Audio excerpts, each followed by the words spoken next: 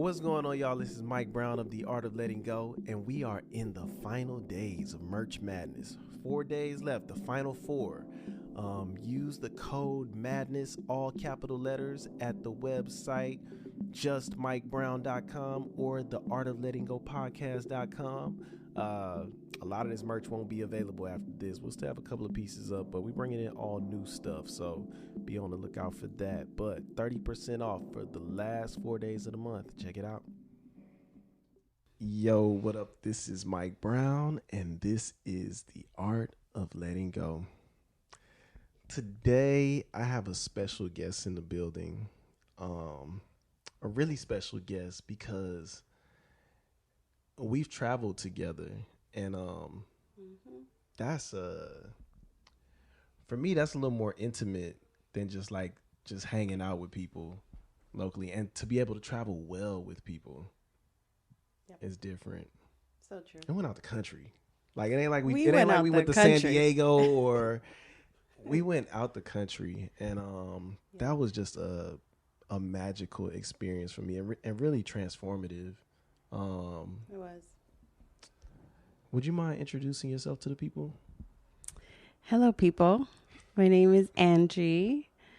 And I know you sent me, like, what's your bio or something? I'm like, what do I say? I think I still need to practice how to introduce myself. But pronouns, sure, she, ella, her. I am a social worker by day, creative artist, new to podcasting, witchy, spiritual person all day.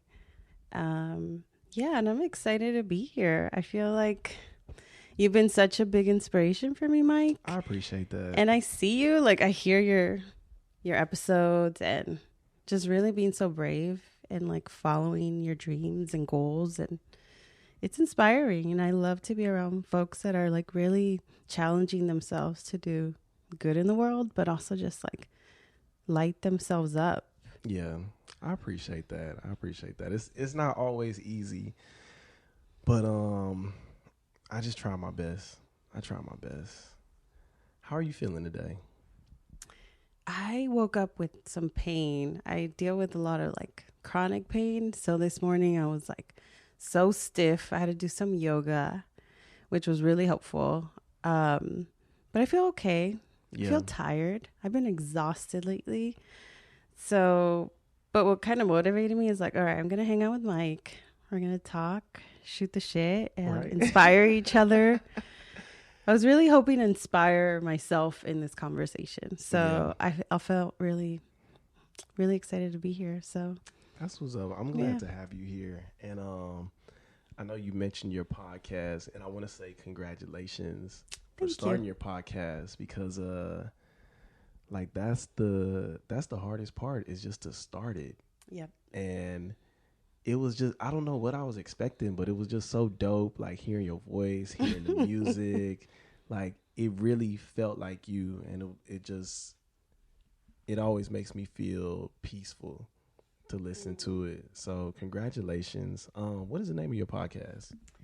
It's Sagrada Casa. So on IG, it's SAGRADO.CASA. Sagrada Casa. And then, I'm streaming on Spotify, Anchor, and Apple. That's what's up. But thank you for saying that. Of course. Because that's how I feel about yours. Like, I listen and I feel like, his voice is like so smooth and relaxing. And I think that's kind of the vibe I wanted to do too, of like, I'm just talking out into the universe, and like, and it's very therapeutic. So I get why you do it.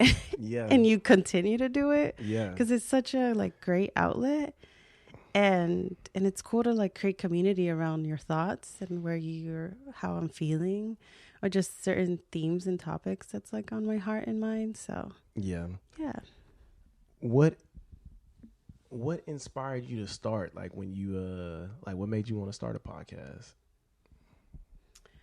I definitely needed to do something creative. I feel I've always been a creative person. I'm the type who will start different hobbies. So this was just like, I need something where I could use my voice though. Yeah. Like I'll do ceramics, or I'll do jewelry making. There's so many things that I'm like, I'll step into it, but I needed to do something where I share what I'm thinking, because I hold so much in. I'm such a, like, as a therapist, I create so much space for other people. Yeah. And that's my job, like, to be there for others. And you take a back burner in that role. So here I'm like, outside of just therapy and like friends, like, let me really share something that's been on my heart that could maybe reach other people or not, but just to kind of say the things without like someone talking to you back too. Right. You know what I mean? Like, I don't want to hear your opinion or your advice. I just want to say the things that's on my head. Yeah. I'm curious to know, because this is something that I have a challenge with, is how do you not take on other people's stuff? Because as a therapist, I know you hear a lot, and that's your job, and it's not my job, but in my personal life, I think I make people feel so safe that they unload a lot on me. And I'm getting better at not taking it on, because for a while it made me just want to just not even want to be around people and just want to like just be in my own space and be safe. But I'm trying to find balance in being connected to the world and also staying connected to myself. But how do you balance that? I mean, I am intentional about creating space for myself. I realize I'm an introvert extrovert. Like, I like to talk to people. I do get energy from this, or from like being among a lot of energy. Yeah. But then I know I have to go back home and re-energize myself with myself. You know what? I think it's a constant practice still. I don't think I got this thing down, because every day I have different energy I could give. I would say it's gotten better since I started in this field, like 10 years now. Yeah. I think in the beginning I'd have a really hard time. I would take it on so energetically. I burnt myself out. I'd like turn over a lot of like just different jobs. I'd just go to different work just to kind of like start new and fresh. It was hard to feel settled in it. And I would start doing a lot of things. Like yoga was a big practice that I started for myself to just come back to my body, because I just realized like I hold so much in my body. Like I could walk around and feel like I'm good and chill, but my body's achy as fuck, and that's where I'm holding all of the things. So I knew that the practice I had to do to let go was through my body, and in community. I love being in spaces with people who are doing the same and are feeling the same way. So I started going to like this yoga studio in East LA called People's Yoga. Have you been to it? No, I haven't. It's amazing. It was like two women of color who started it. And I think that's what really like opened my eyes. I'm like, oh, yoga could be for me too. Because, I was able to see myself in it. And also just to see people like step out of the grind and like create space for others and create a job and a business out of that. That was amazing to see. But it's still hard. I think right now how I create that energetic protection for myself is meditation every single day. Having really trusting people that I could unload in the way that they're able to take that, and checking in with people. Like, can I vent to you, right? Like just checking in with others. But I still struggle.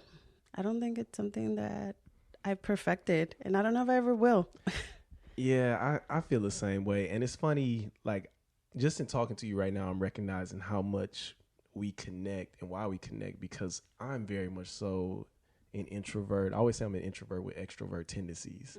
Because I do enjoy to be around people. I do enjoy community. And, the first thing I thought about when you mentioned community was the skate community that you started. And with Amanda and Danielle. Yes. That was so dope. It was, wasn't it? I really That was amazing because that was a way to get into our bodies, but it was fun. Mm-hmm. And it was with like friends, family. Yeah.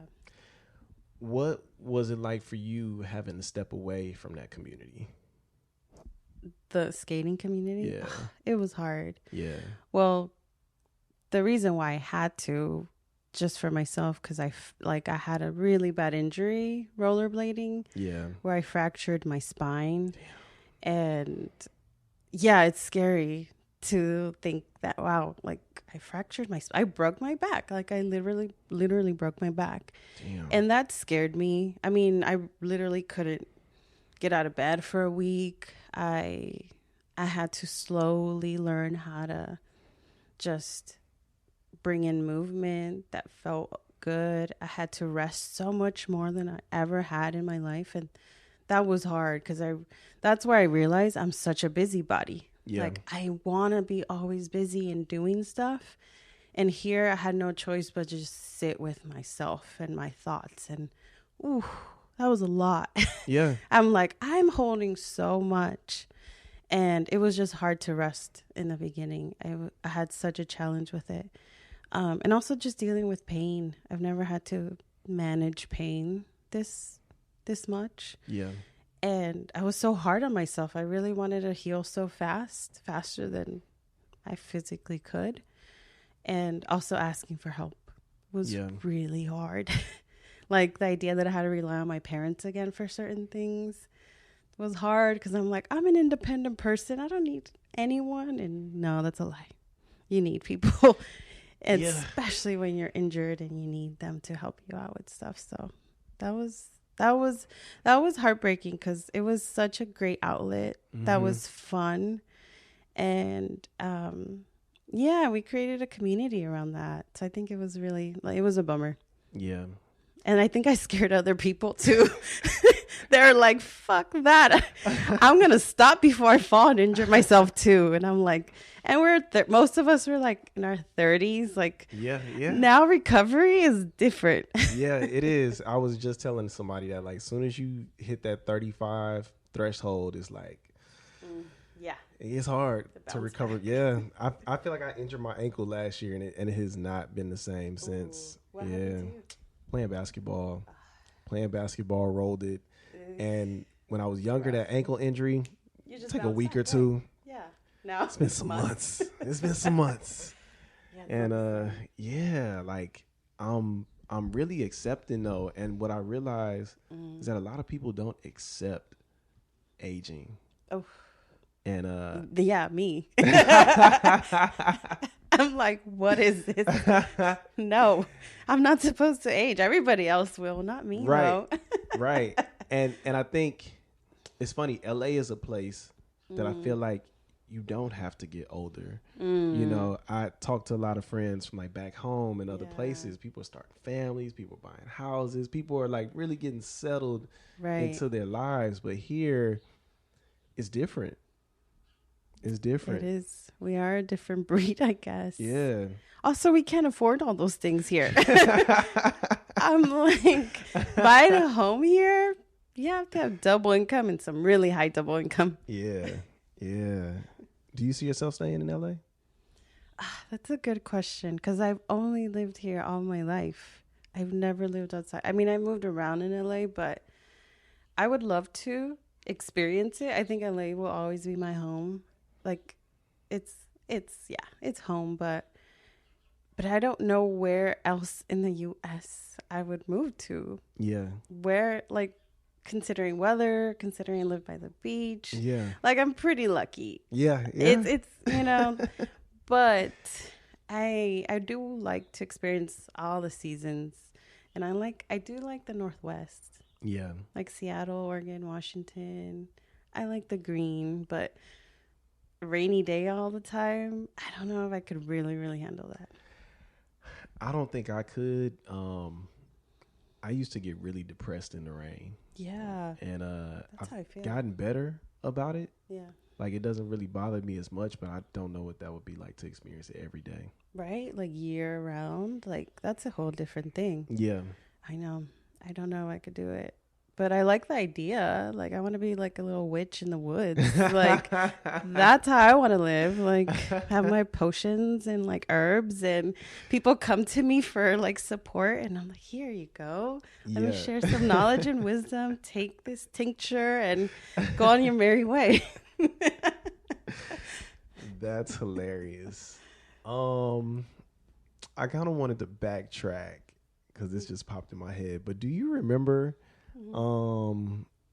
what you had wrote down and burned when we were in Mexico? And do you remember any of the things that you wrote down? I don't. Do I? Do you? Did you take a picture of it before you burned it? Or? I feel like I did take a picture of it, but I think one of the things that stood clearest to me was like being confident. Mm-hmm. And I see so much work because that was 2 years ago. Yeah, that was like July 2021. Yeah, June, July. Yeah, and I feel the progression of my life from that point.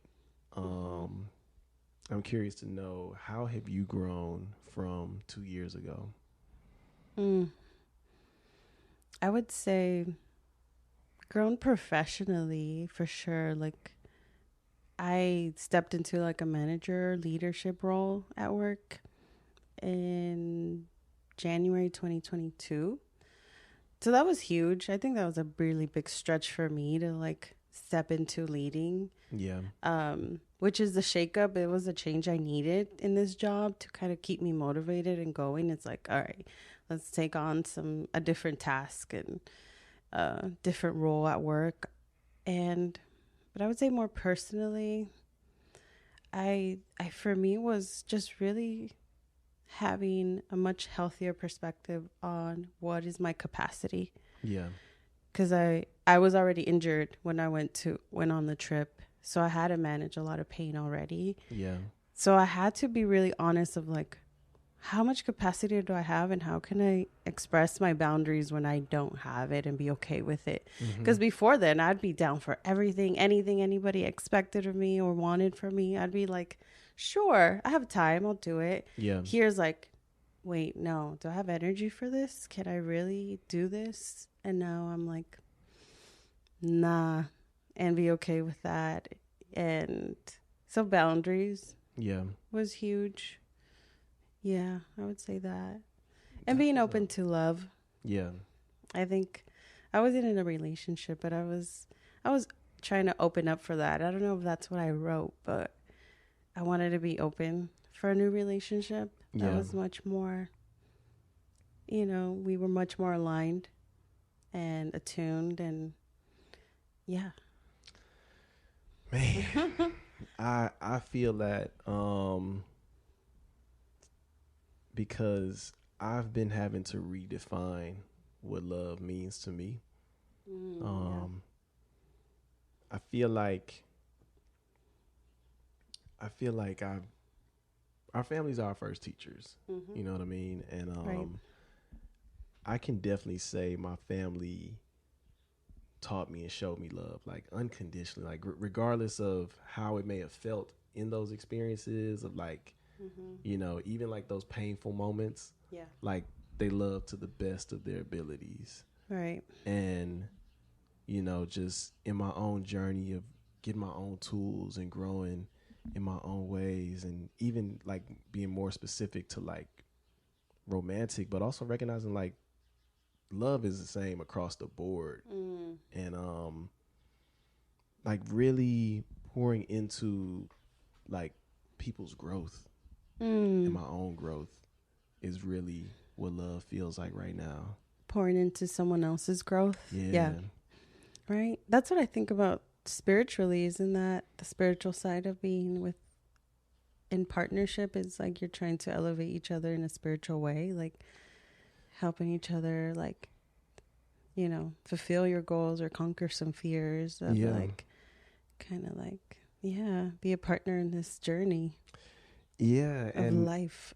I never experienced it that way before. I think I'm starting to experience it now, but I didn't experience it that way before because it always felt like a game of like, you know, who's winning, who's losing, and Right. to Who's be on upping one up? yeah, and being on a journey of like, I want to see you win. I also want to win, and like communication and boundaries. Right. That you could have boundaries with your partner and that's not going to rupture anything. Right? I thought that was a big game changer for me too. Yeah, It's like, oh, I could say what I don't like and what's not feeling good. And it's not going to create this problem or argument yeah, and it'll be respected and honored. yeah. That's possible? What? But it is. It is possible. It is, and I man, when I think about that, it's scary to be so vulnerable. Oh, it requires extreme amount of vulnerability. Yeah. Yeah. How do you allow yourself to be vulnerable in that way, or because I mean, it may come natural now that you've been maybe doing it for a while, but initially, how was it for you being vulnerable in that way? In a relationship, Yeah. it was hard, but I think my past experiences in relationships, they've all like prepared me to be more vulnerable at each one. There's like unlocked different levels of vulnerability. And I would say in my current relationship now, it's been the most I've ever been vulnerable. And that's because he's also coming in vulnerable from the beginning. So that was helpful to be like, oh, you're really in this too, right? Because I've realized I'm someone who doesn't necessarily lead in a relationship. So if someone's showing me vulnerability, I'm gonna match it. If someone's showing me shitty, I'm gonna match shitty. You know, so that's not good. But unless you have someone who's coming in a very open, healthy, vulnerable way, where like I'm gonna share all my stuff with you. It's almost a very like take it or leave it, but here it is. And then that kind of modeled for me or showed me like, all right, I could do this too, you know? Yeah. And it's a very different thing being vulnerable because that's my job. Yeah. That's very different. Yeah. I could create space for people to be vulnerable, but for me, that's still struggle because, and I realize when I'm trying to be vulnerable, it still comes with a lot of like achiness in doing it. Like, I'll still cry when I'm like gonna say something that's like coming really deep. Yeah. Deep. And I'm like, shit, I wanted to say this with a straight face and it's not happening. Yeah. But just like acknowledging like it's going to be messy when you're vulnerable too. It is. And, you know, that's beautiful to hear that your partner is vulnerable because in my experiences, I haven't met a whole lot of men that are vulnerable. It usually requires me to lead And even with that, sometimes it's still a lot of like, pushback on it. How's it been now? Are you in a relationship now? Or open to one? I am getting to know somebody right now. Nice. And it has been nice because we both have came in vulnerable. And I think it's beautiful. Really basing the foundation of friendship. Yeah. You know, I don't think I've ever really truly been friends with a partner. It's kind of just been like just jump in trying to get to know somebody in this romantic way without really getting to know who this person is, you know? And I think having that base of friendship is like, I know how I treat my friends.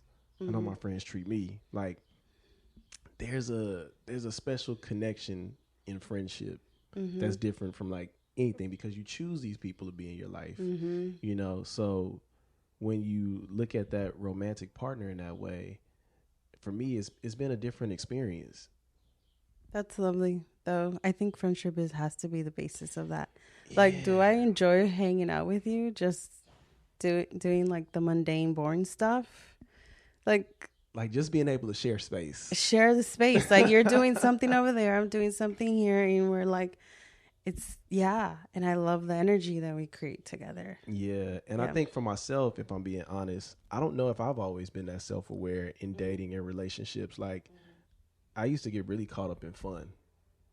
Like I'm going out with this person, we're drinking, we're having a good time. Yeah. It's all based on fun. And then when I'm burnt out on fun, I'm disconnected.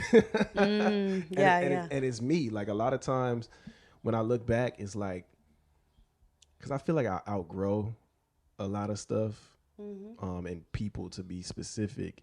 And I think it's because I'm not being self-aware of really connecting with this person. I'm connecting to the experience, but not really taking the time to connect to this person. Or the idea of this person. Exactly. Right? Not really who they are, but you're just like, oh, what's the idea of us together?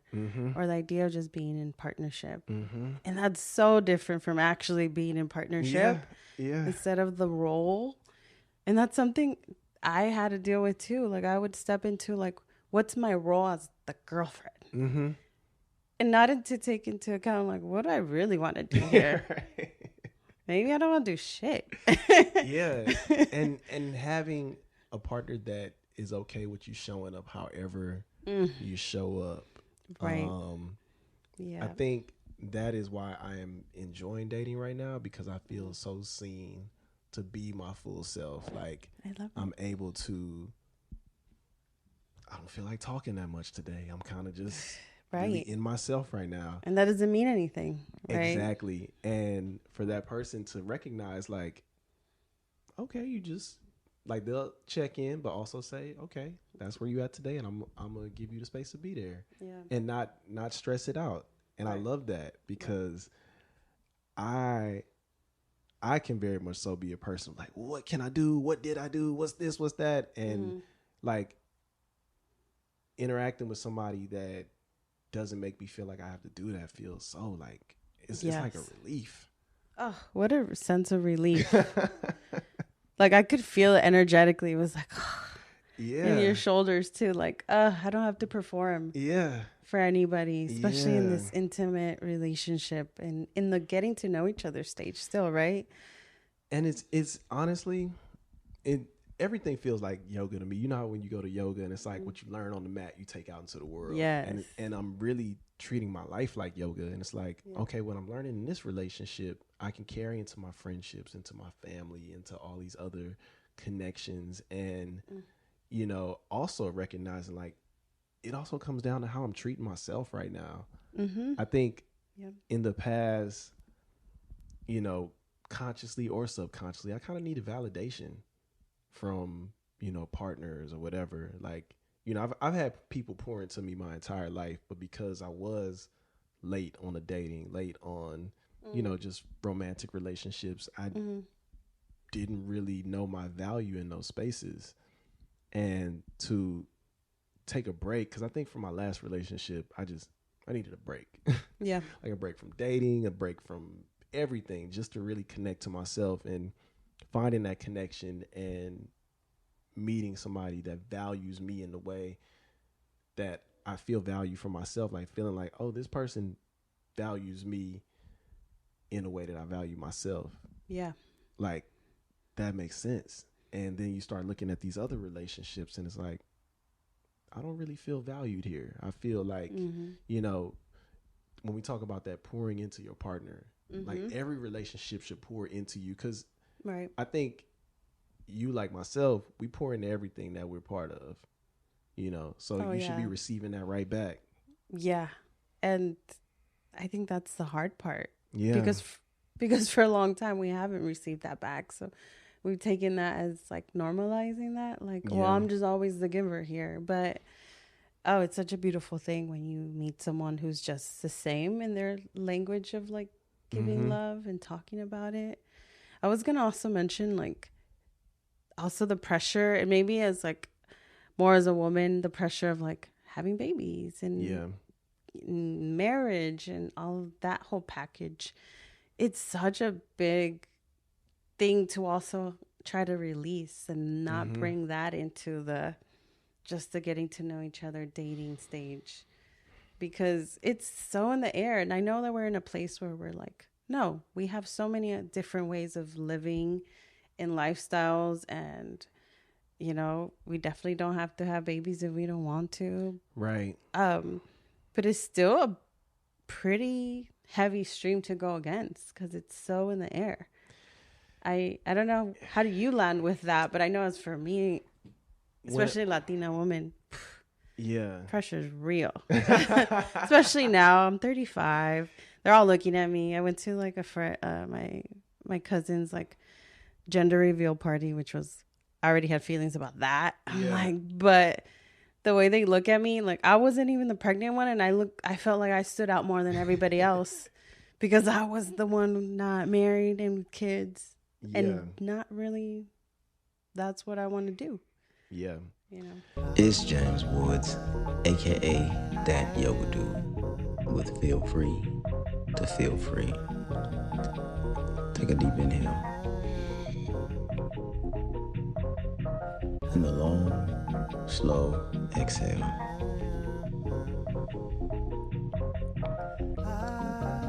Giving yourselves tools that you need to face any challenge. Deep, relaxing, powerful breaths, helping you to bring yourself into the present, the here, the now, the peace, the calm, the joy, the wholeness, the readiness for any challenge with each and every breath. The mind needs to be calm and relaxed so it doesn't construct and make up things that'll make the challenge even worse. You got it. You can do it. No need to bring fear into the situation. Just bring more breath.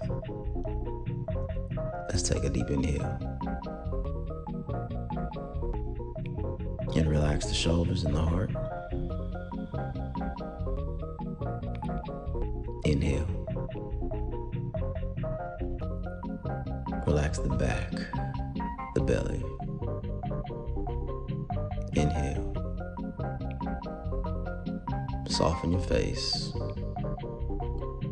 Relax your hands. And get ready to face any and every challenge.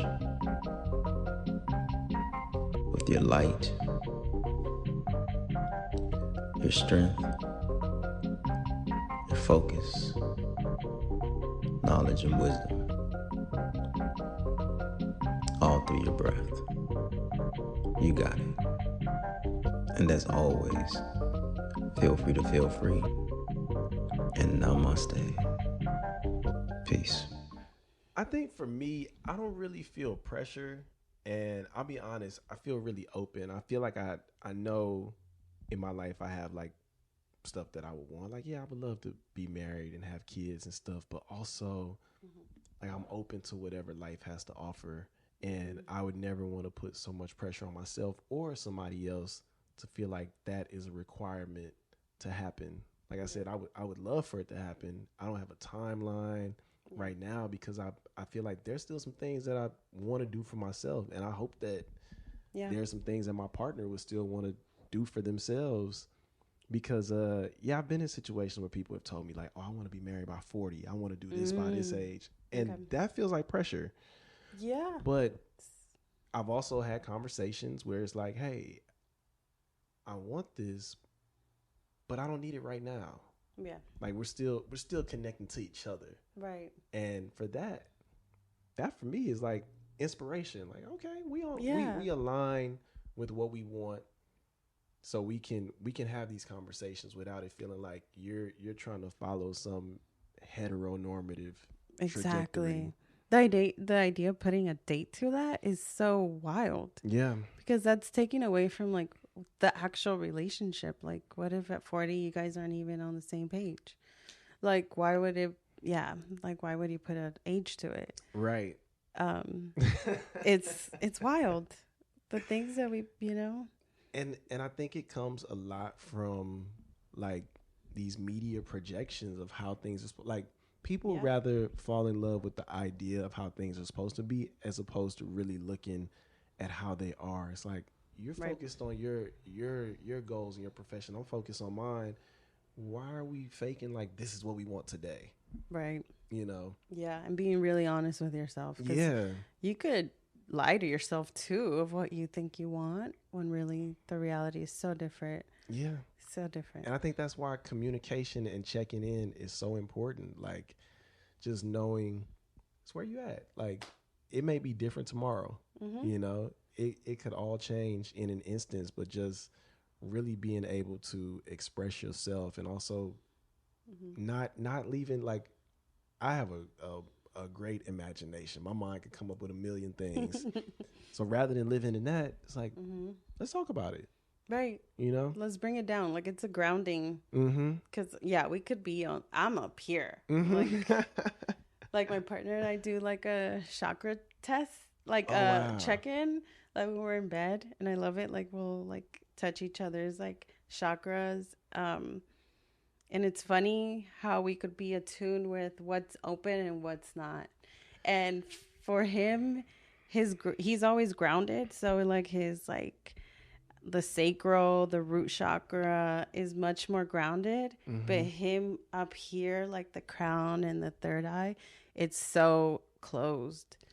And it's always the opposite. I'm not grounded myself. Yeah. But when he's touching my third eye and crown and my connection to the universe, it's like wide open. So it's pretty wild sometimes. So can you explain that more for myself and the listeners? Because I'm curious to know more about how do you check in, like with you and your partner. Like, what are you supposed to feel for? Like, I would love to hear more about the process. Yeah, I mean, I think it's gonna be different for everybody. But how I do it and how we've done it is just so we literally like are laying in bed, right? And what we'll do is like I'll put my hand over each chakra, right? So it's like the crown, the top of the head, third eye between the eyebrows, and then the throat chakra, which is in your throat, then the heart, where the heart is, and then the solar plexus, where it's like, you know, your belly, and then the sacral, which is like right under your belly, and then the root, which is like your bottom, like, and of course they all have different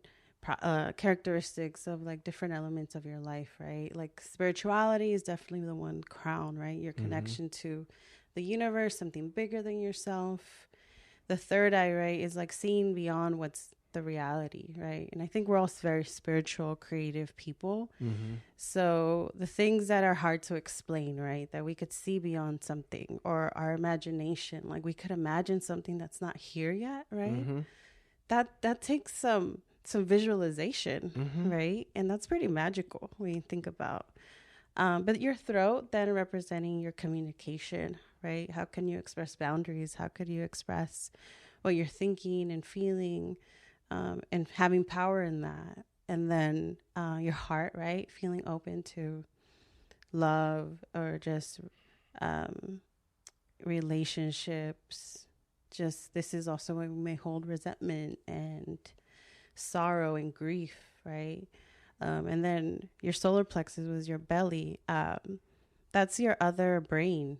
That's like your gut, right? So it's your other area of like confidence and power, right? Like a lot of power and decision making can come from your gut. Yeah. Right. And then your sacral, which is your creativity. This is where a lot of us understand ourselves in what we want to do in the world. And then our root is like our foundation to this earth, or our foundations, our ancestors, or our lineage, right? So how we do it, right? We're touching each of these areas with our hands.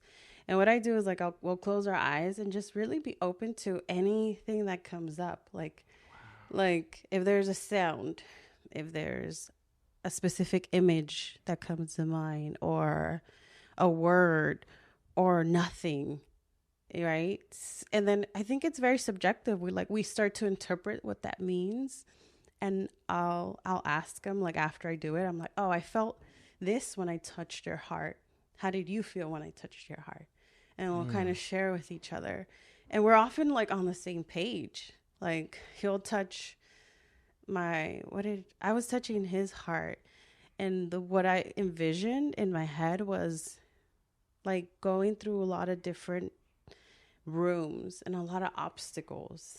And when I talked to him about it, like, this is what came up for me. He's like, definitely. And he's like, wow. And it was very represented representative of like how his house looks like. Because right now, like, he's going through some depression, so he's like, his house is like not really clean and stuff, and usually those are the things that we let go of when we're like in it, right? Yeah. But that felt like it was so symbolic of how he feels inside, right? So yeah, it's a really great practice, I think, of like creating intimacy, but really checking in with each other. That almost got me emotional, like just hearing it. Like, that's it beautiful. is beautiful. I think it's gotten us really close to really go deep that way. Yeah. That's beautiful. You should try it. I am going to try it out. And y'all should try it out also. Yeah. What would you say is the difference between love and care? Love and care. I think care is part of love. I think love feels very like overarching, encompassing of a lot. I think it's hard to define love in itself, but I think care is like a partial definition of love, right? Like I think of like communities of care, right? Like we are here to support each other, to lean on each other, to, in a sense, be of service to each other. Yeah, and I think of care as something really soft. I think that's what came to mind. And love is just really big, bold, and red. But care is like a way to show love, I would say. Yeah. What do you think? Is there a difference? I don't know. I think about that a lot. I've been reading the book All About Love. Bell Hooks. Yeah. Oh, that's a heavy good one. It's been making me explore it because I think there are people that I care deeply about. Yes. And then I think there are people that, by her definition, that I really love. That I thought there are people that I thought I loved that I actually just really care about.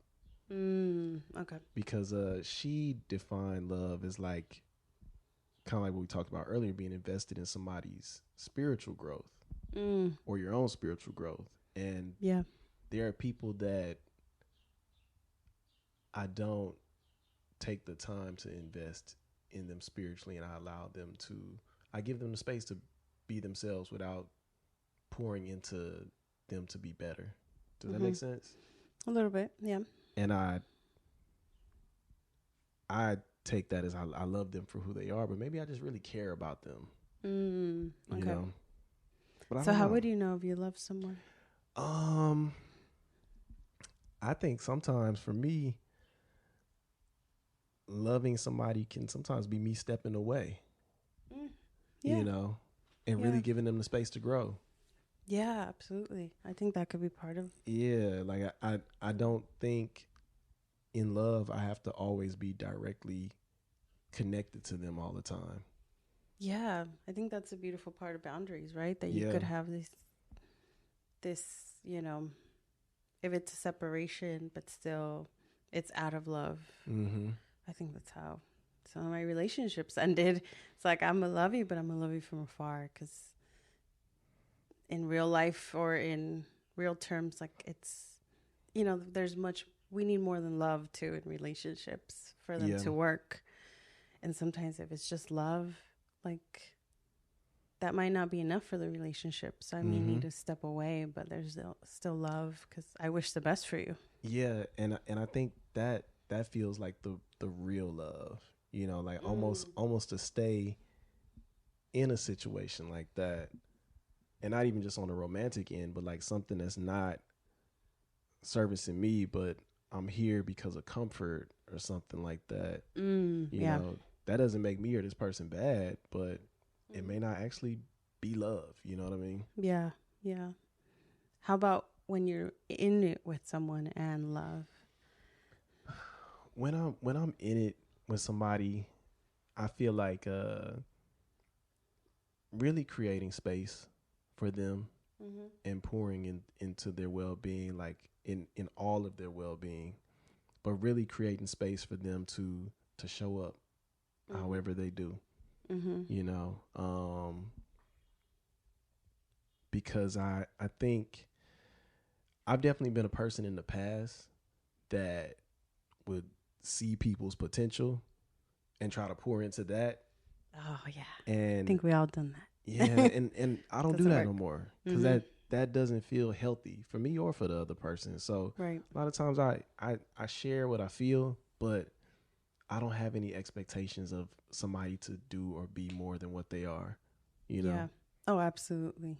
I think that's the healthy part of like letting go of the expectations and first realize that you have them. Yeah. Right? Like, oh, I actually desire all these things for you.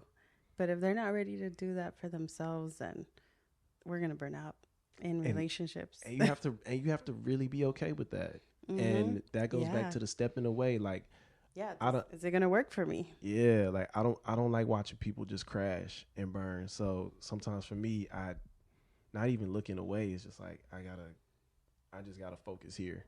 I got to look in the mirror because something like I think in every connection we have, something about that connection reminds us of ourselves. Oh yeah.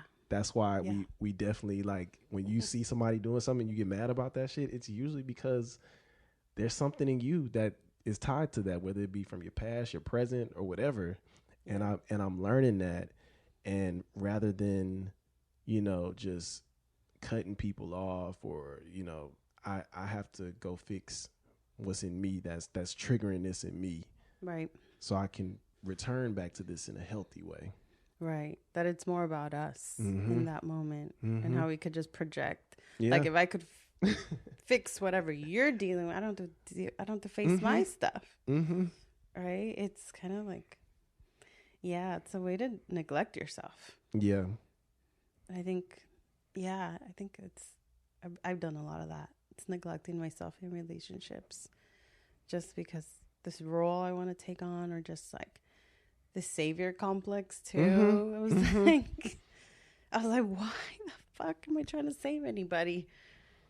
And then it's like, but when you really think about it, you're going back to like your own relationship with your family. Yeah. And the ways that we're trying to just seek what we didn't get, right? And get those needs met. And that's what attention, care, unconditional love, right? Just feeling seen. It's all of those things. So, to being seen. Yes, to being seen. Yes. So I wanted to transition to a little lighter portion of the podcast. This is called 5 Questions of Freedom. Cool. So I'm going to ask you 5 I've questions. heard these in other episodes. I forgot you do this. All right. I'm ready. And you can answer them any way you like. Okay. It's sponsored by Feel Free to Feel Free. The first question is tattoos or piercings? Oh, tattoos. Okay. Yeah. Yoga or skating? Yoga. Okay. Yoga because it's safe. Yeah, that's fair. I'm going with safety. If you could have anybody on your podcast, who would it be? Anybody? Anybody, dead or alive. Oh. Wow. That's going to take a minute. Dead or alive?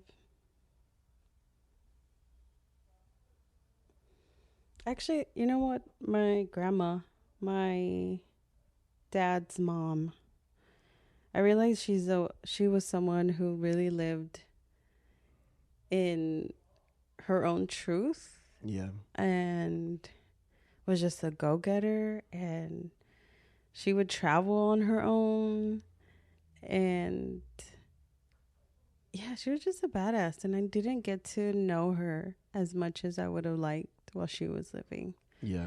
So I would want to have a lot of questions just to get to know her and try to understand me a little better in having those conversations, just because sometimes I feel like I'm an oddball in my family. Yeah. Of like, I do things on my own. you know, like what we talked about earlier, like I don't necessarily want to get married right now or have kids maybe at all. And just like, where does this come from? Like, I know I'm not the only person in my lineage that's had, you know, that is, you know, not living or conforming to how we're been trained to, especially as women. So I think my grandma could be a start to just really know that more about myself through her. That's real. And it's funny because I think my mom's mom would probably be my guess if I could talk to anybody, just because we were really close. And I think we were close in the relationship of a grandson and a grandmother, but I would love to just know more about who she was as a person, because I think I realized when she passed just how similar we were. Like, she was very much so a loner, but people loved to be around her. And she was deep. Like, we definitely had like deep conversations, and I just would love to like really show her myself in my fullness as an adult and really get to know who she was in her fullness, because she was single my entire life, never saw her with a partner. And my grandmother, who's still living, my dad's mom, she's been married my entire life. And I almost would want to see them have a conversation of like what those two different experiences were like, to be partnered for life and then to not be partnered for a good majority of your life. Right. And I love that you had the experience though to have those like moments to get to know her, because I never had the experience of being close to a grandparent, and I feel like I was a little robbed by that in my life. That's real. Because I feel like that's a very sacred, special relationship to have, that is not your parent, but it's an elder that could ideally bestow some wisdom and share what they've learned. And I just never really had that. So that's beautiful. I appreciate that. I do. My fourth question is, what is one piece of advice you would give to your younger self?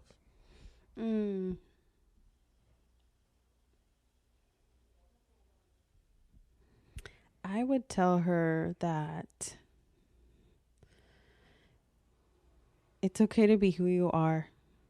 Like, you definitely, I was someone who wanted to fit in so bad as a kid and would just like befriend people who didn't really have necessarily best intentions, and it wasn't like reciprocal friendships, but it was all to survive in school and feel somewhat accepted in some kind of group. And so I wish I could have been okay with being a loner then. And not have to put myself in circles that weren't really good for me. So yeah, I wish I was a happy loner as a kid. That's real. That's real. And what is one reminder that you want to give to your future self?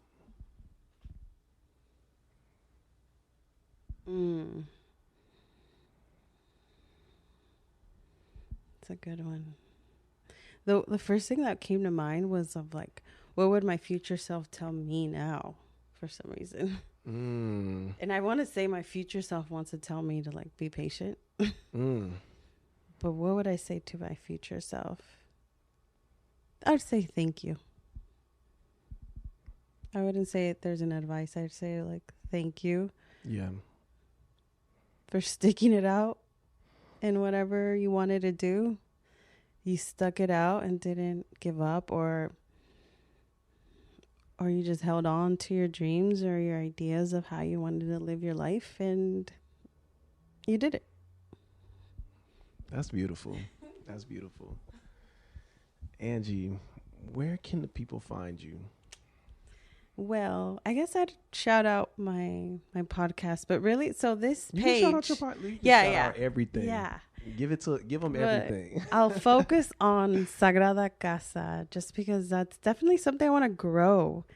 And it's a podcast now, but it started off as just my love for like interior decorating and home decor, and it being such a beautiful escape from like the real world. And And I do believe that the way we are intentional in like creating our spaces really affects our internal world and vice versa. Like I know when I'm not having a good day, where it's reflected on my environment, it's reflected in my house. And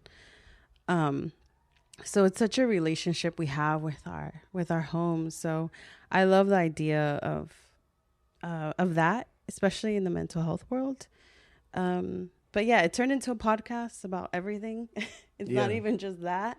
And I love one friend who told me, she was like, it's like your podcast is like a house and you're talking about different rooms of your house, but it's like different elements of you. Yeah. And I was like, oh, that's a cool way to think about it. I like that. But yes, people can find me on IG, sagrada.casa, or the podcast, which is Sagrada Casa. And yeah, that's it, I think. That's what's up. I appreciate you so much for coming on the show. I appreciate I you. feel like this was overdue. And I know, right? man, like I look forward to listening back to this conversation because I feel like we got really deep. And I also look forward to trying out your practice as well. Oh, which practice? With the chakras, because that really touched me. Like I felt it, so I'm looking forward to that. I love that, and yeah, let me know, or maybe tell the people. I for how sure was will. that? You know what? I might do that. I might share what that experience is like. Yeah. Thank you for being on the show. Well, thank you for inviting me. Of I course. do feel like it was overdue, but I think also timing is everything happens always in divine perfect, timing. right? Yes. So, I think I was just supposed to be here right now. Yeah. So yes. Appreciate you, Mike. Of course, I appreciate you. I appreciate y'all for listening. This is Mike Brown, and this is The Art of Letting Go. Peace.